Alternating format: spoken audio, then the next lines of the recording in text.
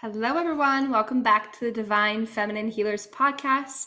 I'm so excited and honored to have one of my favorite teachers on the podcast, back on the podcast, actually. Swati, who is an embodied Dharma coach. Thank you so much for being on here. I'm so glad to talk to you today, Angelica, because I know we're going to have a wonderful conversation. Yeah. So, something I ask all of my guests that come on, because of this podcast, it's called Divine Feminine.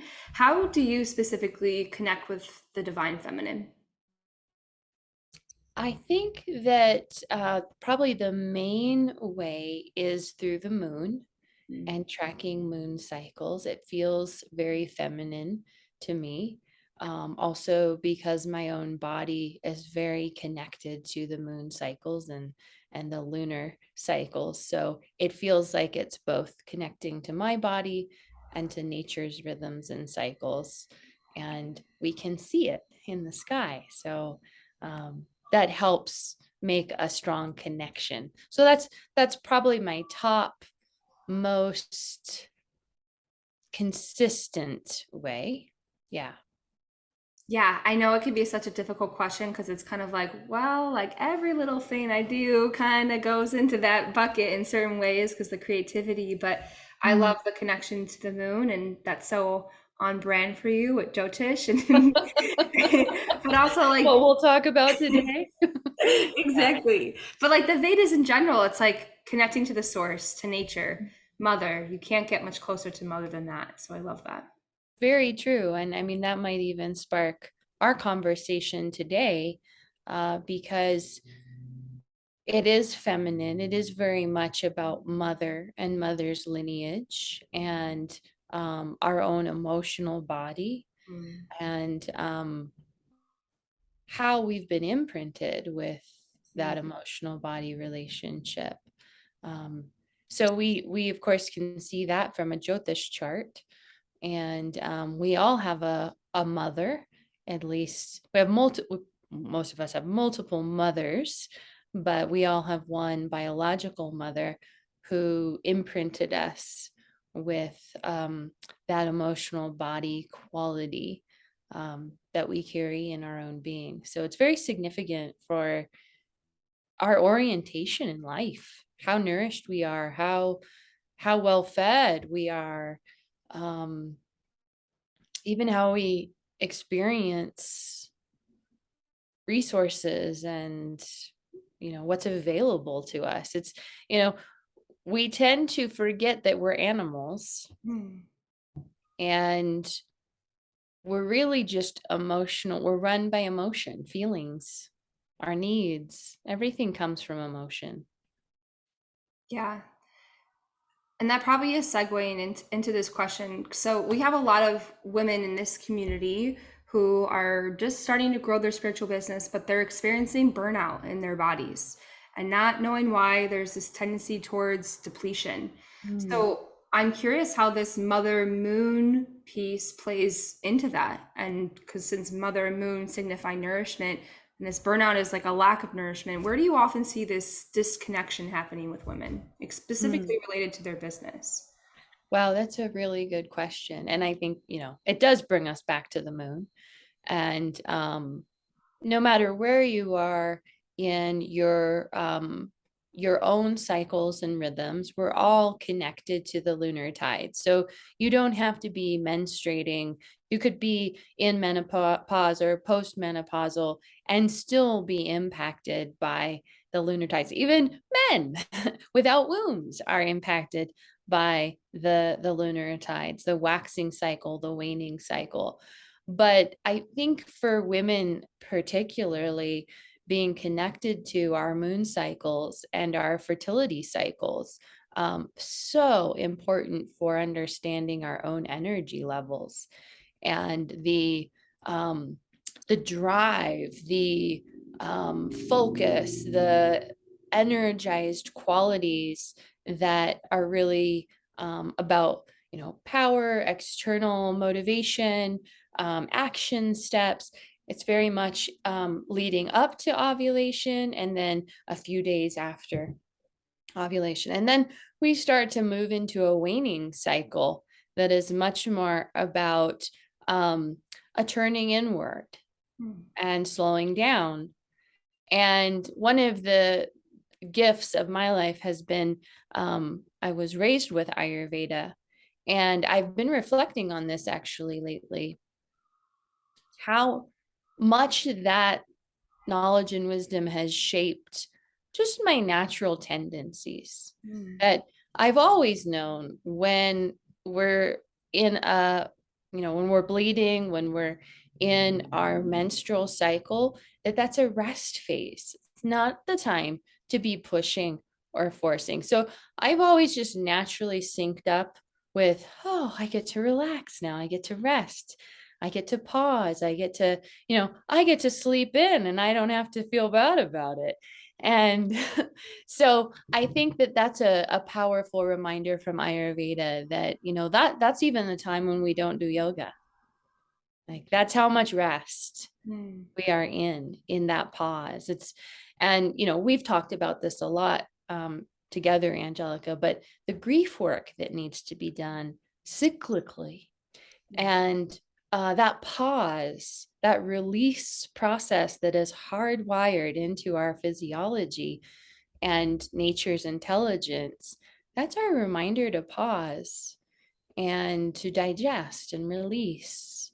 And so I think one of the most powerful things we can do as women with our businesses and also as a way to restructure our world is to honor these cycles and rhythms and to know when there's energy and motivation and the physiological backing for that. And then, oh, this is, not when I'm going to plan um, a lot of focused action or a lot of scheduled clients or so knowing these cycles and rhythms and when you're in your waxing cycle and when you're in your waning cycles are very, very important.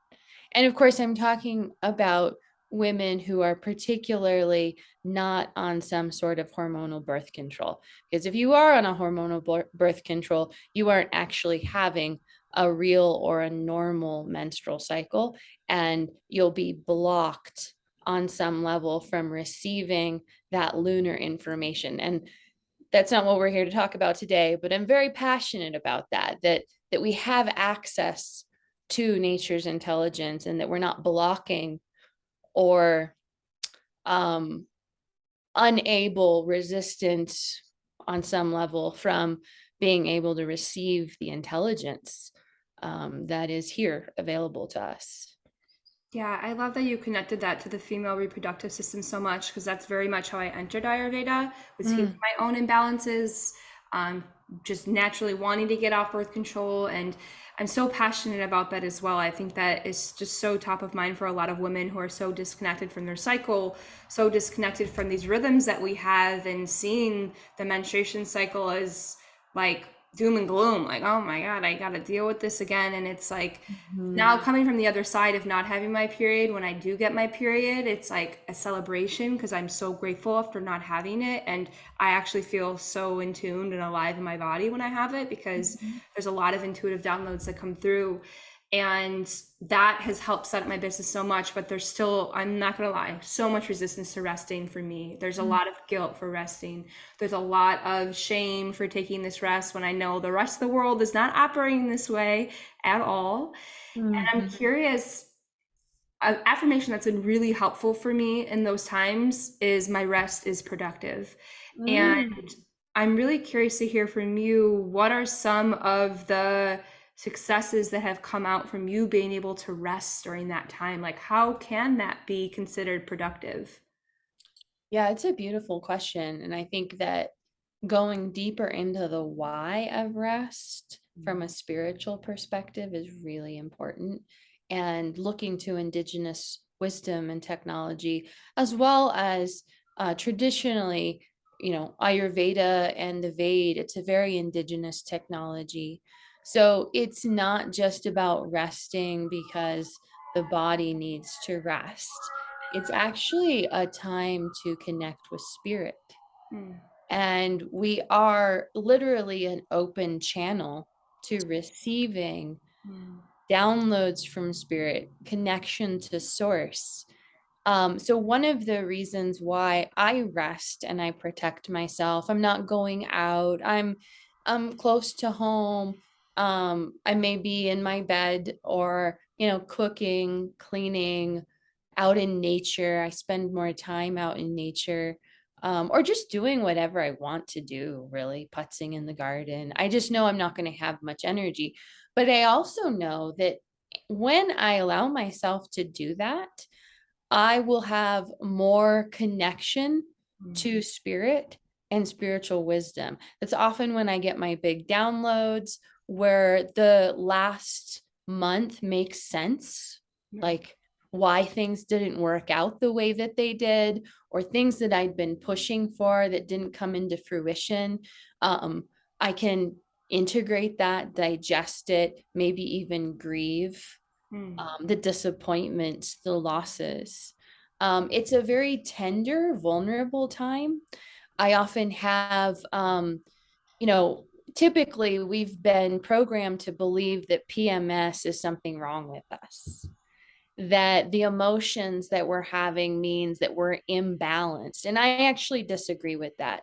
I'm not saying that that can't happen, that there aren't imbalances. But what I've personally found is that the emotions that are flooding through Mm. pre that last week before bleeding and then into the bleed itself are undigested emotions that I need to be present with in order to grieve, fully release, and allow whatever those disappointments, the grief, the sadness, the losses. Sometimes it's really old, sometimes it's more new, but giving it the opportunity to move through my body, digest and release. So rather than like resisting or naming it as bad or wrong, I surrender, I accept, I allow. And I personally need time and space for that. I don't grieve, most of us actually don't grieve well in public or with people surrounding us. We've been conditioned not to grieve with others around us.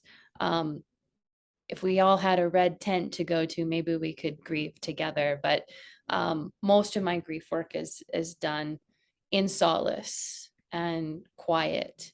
And so I also consider it a time to be with the parts of myself that need more attention and intention, and be messy, be ugly. That's another thing that I really allow myself to do, is I literally let myself be ugly and feel ugly. And I think there needs to be a place for that, especially for women. And if you have a business and you're on all the time, it's so important that you carve out sacred time to not be on, that you're off, and that you get to wear your sweatpants, have, unbrushed hair, and do whatever you need to do to just completely exhale. So if we can plan for that, even better. And, you know, I just turned 42, and sometimes it feels like I'm still just getting the hang of this Mm. after all these years. And soon it will be gone. So I think that's another piece for me, is just, and I've always loved my period. I'm kind of strange like that. I've always just, I think because there's been permission to rest, Yeah. honestly, and I've known that, and I was able to give myself permission to do that, and I had a wonderful mother who encouraged that. But moving towards perimenopause and menopause, I think the gratitude is deepening. Like, wow, what an incredible process this has been. And I don't know what's in store in terms of cycles and rhythms on the other side, but we'll have to keep talking about that. Yeah. There, that's a whole nother conversation. But yeah, there Sure. are some really fruitful and inspiring wisdom from menopausal women that's coming out these days that I think we can all reattune to. The Yeah. wisdom continues, in other words. For sure. I'm excited for that to come because I do have women in my community who are already transitioned and thinking that they're disconnected and kind of already lost that fruitful Mhm. time. And there is, yeah, there's so much expansion that happens in each phase that we experience.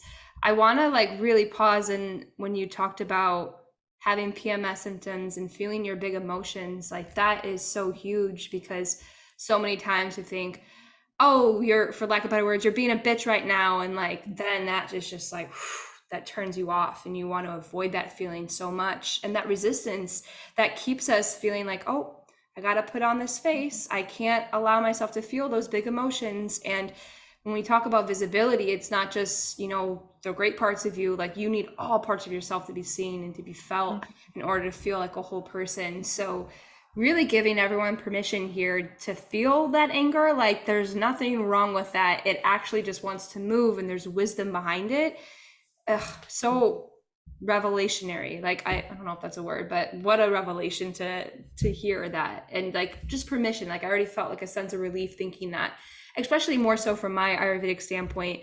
And balances sometimes you're like, oh, can't have an imbalance here, and then you're constantly trying to rectify. So I think that gives everyone Mm. a lot of permission there. And I kind of strangely agree about always loving having my period. I think because I was a late bloomer. I didn't get my period till I was like 18, and everyone already got it. Like everyone was going through the changes, and then I finally got it, and I was like so excited. I was like, oh, I'm like, and then yeah. So I kind of agree with that. Maybe that is like a moon and Scorpio type of thing. Maybe it is. We both share that. Of course, it could go the other direction, right? I mean, that could be real challenges with emotion. And we have had this conversation, and we did a lot of dialogue around the moon in our last conversation together with Lara as well. And we had that whole Scorpio moon Yeah. That was my combo. last podcast. I think that that reminder, though, for moving the emotion and bringing emotion out of the body is really key. And again, giving the pause permission to slow down is really the way digestion happens. I mean, even bringing it back to Ayurveda, if you don't have a good night's sleep, and of course, certain hours of sleep at certain times of the day, the digestion is incomplete physically, mentally, emotionally, spiritually, even. So, Mm. we have these mini cycles each day or even throughout the day. Then we have monthly cycles. We have annual cycles. And then from a Jyotish perspective, of course, we could blow it up even further. And there could be, 7-year cycles, 10-year cycles, 12-year cycles, 19-year cycles. And so everything in nature is cycles and rhythms. And as Saturn teaches us, because he is really what structures time Mm. and natural cycles, natural time, not man-made time. Um, he reminds us, and he's also the planet of grief, which I find interesting, and he's slow. So without that structure and honoring nature's cycles and rhythms, we can't do our grief work. And that's what everything about Western culture and society is lacking and missing. Where's their time to pause and grieve? Now, I remember when my mom died, one of my biggest griefs was here I was in the depths of despair, navigating this horrendous, just unthinkable loss. And the world just continues. Mm. Like everything just kept going. And it felt in many ways like I could either step out of that, and which I had to in order, I mean, when you're in acute grief, you really have no choice. but when to step back in. I mean, it took me years. In some ways, I'm still managing to try to step back in some ways. Mm. So, and Ayurveda is very much about prevention. I think all of the Veda is very much prevention oriented. So, how do we allow for these parts of ourselves to have their space, their way of expressing, and think of it in terms of prevention? I mean, that pause to bleed, that pause to check in with the emotions, to support the emotions. I think that's even a reason why we would ritualize the bleed. Not only is it about connecting with spirit, but honoring what needs to release. And that if we do that consistently, it is a preventative maintenance. Right. Yeah. And that's truly what breaks these karmic cycles. Because I'm thinking, even no matter what cycle you're in, I see friends, even clients going from one relationship to the next. No pause, no grief, no cycle, just recontinuing those same patterns, projecting onto it, no reflection from the past. And I was talking about with my friend this weekend, and it was like, I don't understand like how people do that. And they call him a partner, and that seems to be their partner. Like, why me? I'm in this huge phase of like up leveling, and basically I feel like it comes down to sensitivity, and everyone's on their own legs of the journey there, and some people are just more receptive to that and can actually feel that grief, and it takes over their body so much that they can't just deny it anymore. They can't numb, they can't avoid. It's Right. time to heal. Well, and let's be honest, they'll be doing the grief work that they didn't do with the new partner. Mm, So it's not that it's not going to get done. It might get pushed into a corner for a while, mm, could be pushed there for a long while, but it one way or another, it will have to get done. I have my way. I prefer to have long pauses in order to digest losses. Um, it's been a huge part of my journey. It's a huge part of my personal work and my work with clients. We can't deny um, the need for digesting grief. I think you bring up an excellent point here too, that a lot of the grief that we're handed epigenetically, physiologically, is ancestral. So, that's another reason to pause and be with these monthly, mm. like nature structures a pause. Do we show up for the pause? No, that's pragya parad. That's mistake of the intellect, Mm. is to be misaligned with nature cycles and rhythms. That is the biggest Maya illusion of our Western centric conditioning, is that we're somehow separate from nature when we can't not be. I mean, we're all just animals, you know, two Just stare out in the steps wild. off. Exactly. Exactly. Whatever environment you find yourself in, it's all the wild, inner and outer wild. So, and I think that that's really the power of this Vedic wisdom that we have access to, and any indigenous technologies, really, that they can remind us of what's real, of what's true, what's our natural state of being. Invite us to come back, not in a, oh, you had a great term for this, and I'm going to forget it right now, but how to Dogmatic. be in right relationship with the knowledge. Like dogmatic. Where's Yeah. I don't know. I saw something that you wrote about, and you had a great term for that. Um, but that we're not rigid in mm, this. It's not a forceful, aggressive, I have to be, eating my khichdi at this time every day, you know, in order to do it right. Right. That's one of the biggest fallacies of the spiritual path, is that if we don't do it perfect, that somehow, we're not doing it good enough. And there's no way to be perfect. So if our tendency could just be more pause at the time of around menstruation or new moon or full moon, depending on the individual cycles, that can allow for whatever needs to start moving to the surface to arrive. And it's also about good business practice. Mm-hmm. In our work together, we've talked a lot about grief work in the business realms.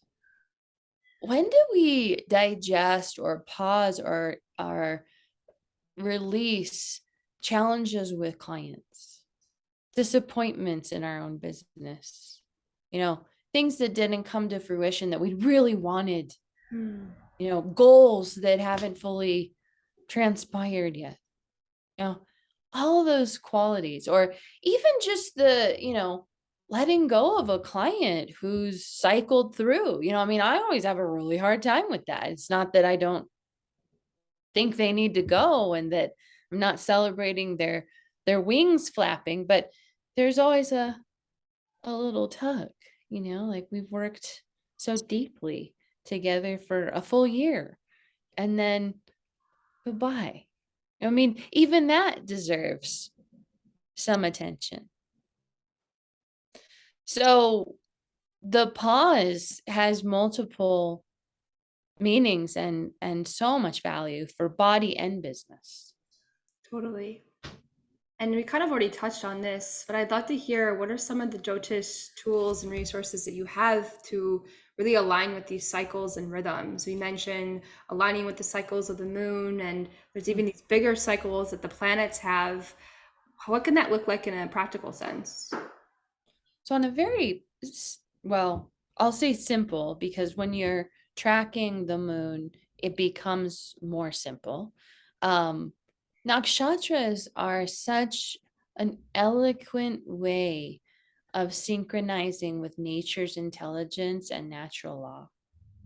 So I think that is an excellent way to honor the mini cycles happening within each day. So from a Jyotish perspective, the moon is moving through a new constellation in the heavens, roughly every 24 hours. And the moon is going through each sign of the zodiac roughly every 2.5 days. So we have these 24-hour cycles. We have these 2.5-day cycles. We have the moon moving through different energies, qualities, expressions of nature. The nakshatras are literally the flavors of natural law and nature's intelligence. And nature has a lot of diversity. I live up here in the mountains at a fairly high elevation, 8,200 feet above sea level in the Colorado Rockies. And this is hands down harsh landscape. Like, it's not tundra, but it's a harsh landscape. And it's taught me a lot about qualities of nature that maybe I hadn't considered before, Mm. and the necessity for predators and, mountain lions, the necessity for all of these different textures, qualities, and diversity that nature expresses. Of course, when we're looking at a Jyotish chart, we're seeing the prakrit, the nature of this body and how it expresses itself through these laws of nature. And most of us have a lot of diversity. We're not all gentle and kind and no aggression or chaos, but there are multiple qualities that nature expresses. So just getting back to the nakshatra piece, if the moon, which is the illuminator, is going through a quality of nature that day that doesn't really coincide with the result that you're hoping for, Mm. we can make adjustments. And I always, you've probably heard me say this before, but I even time my newsletters to the nakshatras. I time launches. If it's something I really want to bear fruit, why would I start it on a constellation that doesn't give positive results? That's not going to give nature support, Mm. right? However, there are constellations that best support endings, cutting, clearing, killing even. And so if you need to do something that's more harsh or aggressive, if there is an ending or a closure that needs to be made, you can also time with these cycles or these natural tendencies. I don't think you have to be an expert in Jyotish to start moving into greater alignment with these qualities of nature. And for most very attuned, sensitive bodies, you can notice the day-to-day changes and how that feels internally. Mm. What's nice about the Jyotish chart, and this is the way that I teach, first body, right? Then you can use the Jyotish chart to kind of corroborate and give more information like, oh, that's why I'm noticing this. Have you ever had a day where the clients that you meet like all come with chaos? Yeah. Yeah. So check the nakshatra, right? Or maybe you notice it too. Like maybe it's a Mula Nakshatra day and we're all feeling it, it's kind of chaotic and maybe there's some uprooting taking place. Mm. So that's a great tool for syncing with cycles and making sure your business is running in a way that's more smooth and in alignment with nature. Tracking the main transits, it's also important. We have 9 planets in the Jyotish system, the Vedic system. We don't use the outer planets. I mean, some neo-Jyotishis do. I'm more traditional. I personally feel if the ancient rishis knew we had the outer planets, but they didn't consider them to be significant in terms of influence, I'm okay with that. Like I'm gonna trust the 5,000 plus year old wisdom as opposed to what I want to believe, you know. And Um, we've got a lot of resources under our belts to handle already. So yeah, 9 planets is enough, as it turns out. We still get plenty of work and a lot of insight from the 9, but knowing where the transits are, how they're impacting your personal chart, Mm. really helpful. What dasha period you might be in, that's going to influence your business. It's going to impact how you feel like showing up or what nature's supporting. Yeah, so there are a lot of both body and from a Jyotish perspective that can support strengthening your business. Yeah, and I found so much success from using all those tools that you shared with me. And I do want to dive into this real, like the distinction between letting your body as a tuition guide you versus just following another system or structure in place. Because I'm like anticipating my communities, what they're feeling, and they're thinking, oh my God, I got to learn all this new thing. I got to make my whole business around this. And it's really just trusting your body's wisdom first, coming back to that. And then, as you consistently said, supporting this just supports what you're already inner knowing. So What can that look like for someone who's feeling overwhelmed of like, oh my God, there's like too many tools with Jyotish. It's so specific and I've got to structure my days around this. And I had my launch on that day. Like, where do you recommend them to start? Well, first of all, I would invite that pause and noticing, how are you starting these steps? How does it feel in your body? Do you notice that you're pushing or forcing, or does it feel smooth, exciting, energized? First, just noticing what's happening in the body. And that gives us information. Then we can lean in, get curious, like noticing some anxiety showing up. Okay, where do I feel this anxiety living in my body?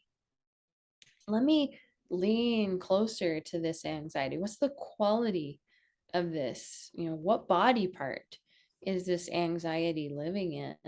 Colors, textures, shapes. What does it say? What does it need? So, always referencing body first, getting curious, getting skillful in that inner dialogue, and paying a lot of attention to the personal tracking, the individual tracking. So, one of the things that I'm really interested in with any tool, but Vedic tools as well, is that question of how to be in right relationship with these tools, whatever the tools, I don't care what it is, but um, from a decolonizing perspective, understanding that there is conditioning hardwired into our physiology around perfection. That is not our natural state. If we really honored our ancestral wisdom, that would not be the original nervous system or mental body, even emotional body orientation.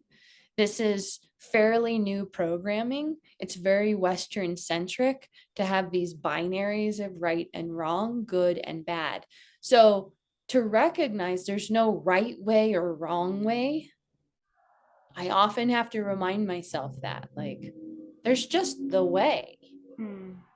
So what's my relationship with these tools, and how does right relationship influence my relationship to and with and dancing around and through the challenges and the gifts and the resources? So I don't have the answer for that for everyone. Hmm. So I think those are good questions to hold for your own physiology and your own business and your business practices, and getting curious. And then from there, I think there's an opportunity to use any of our tools in a more gentler, kind, compassionate way that has a field of possibilities that come with it. And I'm more curious about that these days. I grew up with Vedic technology and have had to do a lot of the grief work and shadow work around perfection. That's one way that Vedic knowledge has been misused in our modern understanding. And I don't believe that was an original way of working with these tools. So let's check ourselves.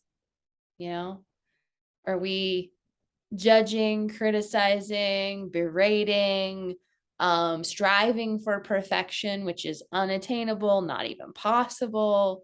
And what do those stories really look like and sound like? And then from there, you know, like I said earlier, letting something like Jyotish be a reference point, be a tool of enhancement, um, deepening the self inquiry. Now, one of the things that never ceases to amaze me about Jyotish is when I am really close to my own body, and maybe I'll do a check-in, I'll notice, you know, oh, there's a little pain or something in my body trying to get my attention, and I lean in closer and I ask and I get curious. And then I'll just look at the Jyotish chart and I'll be like, well, by golly, if the moon isn't in Sattvapisha Nakshatra today, that's my second house, or, whatever. And leaning into that medicine, that wisdom, like, well, what does Sattvapisha and nature say about that? Like, ooh, there's a little more here, or, well, there's Rahu, moving through my seventh house. Well, there you go. There's the pelvis work. So we can use it to enhance what we're already dialoguing with our body. Does that make sense? Totally. And that's been such my experience with building my relationship with the Ayurveda. I had to go through like a whole year where I really had to stray away from it because it just felt so pressured and structured and completely out of alignment with my intuition.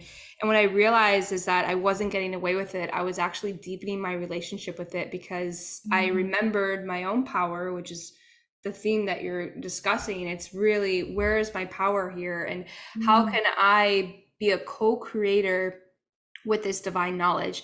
And again, that took like a lot to break down and to realize my position as a co-creator, because again, I contemplated these ancient rishis, they channeled it, but through their own vessel to what was relative to that time. And it's so dynamic, this Vedic, because my God, we're still talking about it over 5,000 years later. And where am I am worthy enough to be a channel for this wisdom, and how is it going to uniquely express itself through me, and how can I share that divine knowledge? And it's a relationship, like you said, like you're constantly in talks with it, and it's not like one person is saying it's the end all be all and holding this over your head. It's like, I have the power too, and we're building this together. So I just resonate on so many levels with that for sure. Yeah, and remembering that this is actually the wisdom of nature. So let's not forget that, and coming back to nature and natural law.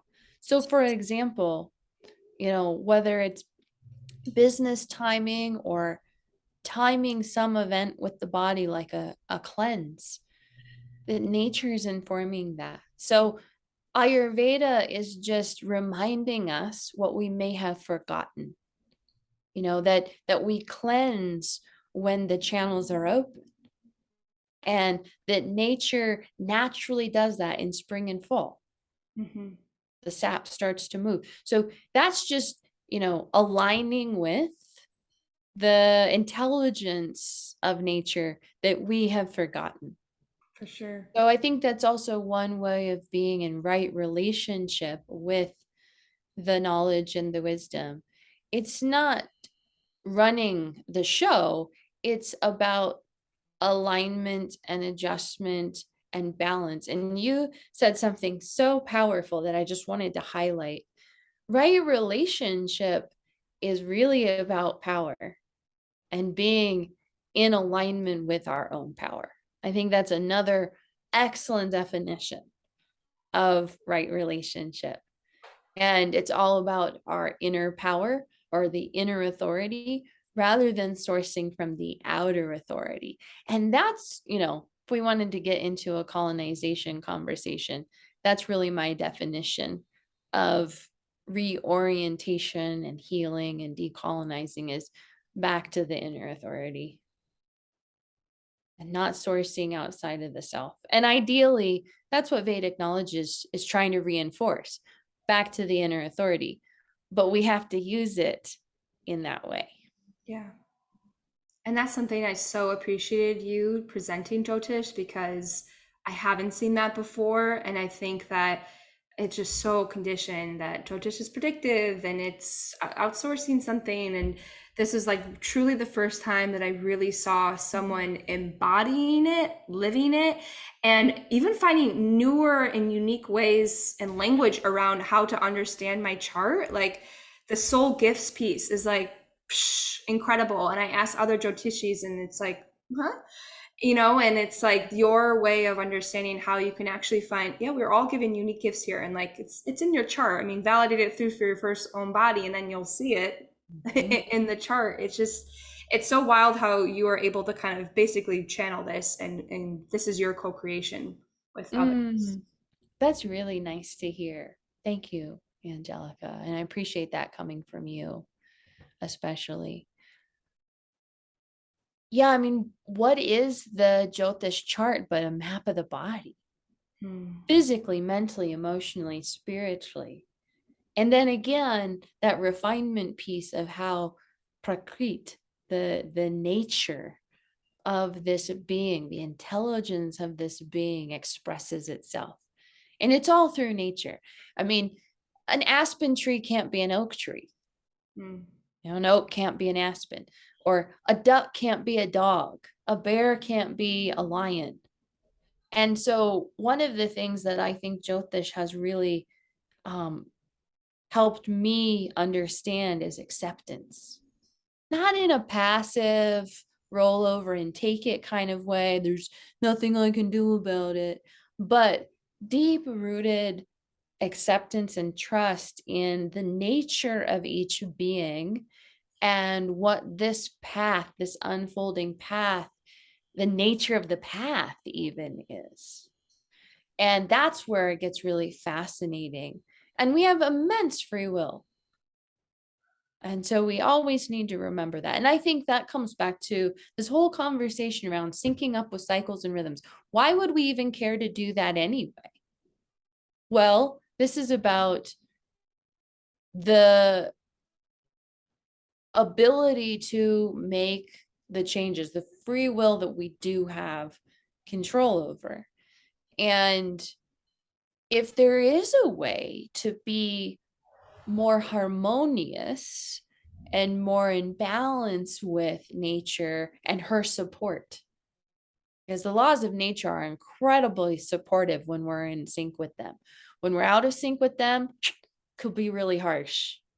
I mean, that's what dis-ease is. Sure. So if there's a way for us to find more harmony, balance, alignment with nature's intelligence, why not? Definitely. Why not choose ease and grace when we have the option? It makes it so much simpler. Even for a little bit more, like even if it's 60-40, you know, I'll take a little bit more. So, For sure. How can our community start to learn some of these resources like Jyotish and learning about the nakshatras and how to align with these cycles and rhythms? Are you offering anything right now for that? well, let me tell you what not to do. Don't go pull a free chart from the internet and start Googling. Oh my God, Don't I do get that that. asked all the time. What website to go to? I'm like, just don't. Don't do it. Because we don't want to plant seeds that are really harmful. It's And it's really hard to pull up those weeds and take it from me. I grew up with Jyotish and I've had to uproot a lot of negative seeds from people with ill intention or just not expanded consciousness. So don't do that. Find a qualified Jyotishi that feels trustworthy and safe. Um, I, of course, am body centered, trauma informed, really important to me that we're using the chart in a way that causes least harm, that we're using the chart in a way that informs right relationship with our challenges and our resources. And the way that I teach is always strengthen your own inner authority. Like you know more than I ever will about your own body. So let's start there. So you're welcome to check in with me. I have a new Jyotish course for healers and healing coming out that's super exciting. So that's probably my main exciting news. And then I have a Jyotish mini course and resources to grow body and business through body and business as well. That's sort of a foundational thing. And that's in my soul circle. So you have starting foundational, or if you wanted to immerse yourself in Jyotish body and timing and um, the nature of your own being, and even diagnosis. That's something that's very fascinating. That comes in the course. So, yeah. Oh, I'm so excited to dive in. I will be immersing. That will be the option I'll be choosing.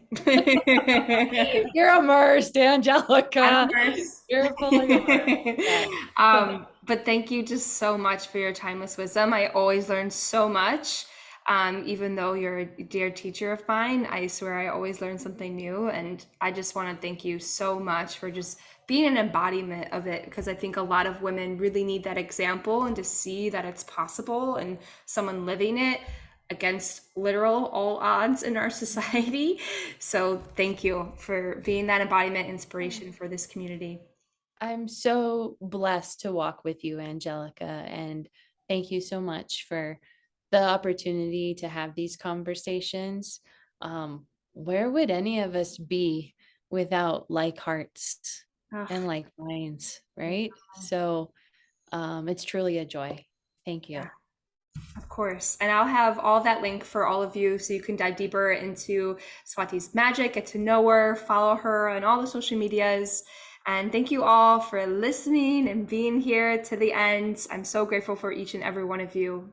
And we'll see you next time. Bye, everyone.